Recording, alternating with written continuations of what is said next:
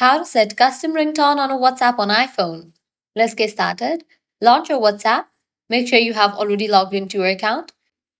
Now open the conversation with the contact with whom you want to set the custom ringtone. Open it. Now at the very top, you'll find the username of that person. Click on it. Different options will appear. Navigate to the option of notifications.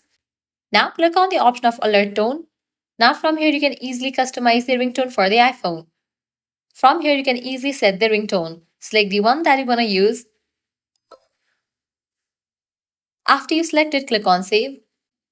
And just with that, I have updated custom ringtone for this specific contact. You can do the same for other contacts as well. Just open it, then click on the username, then click on the option of notifications, and then click on the option of alert tone, then select the sound. So that's a wrap for this video. If this guide was helpful, don't forget to like, share, and subscribe to our channel. Thanks for watching.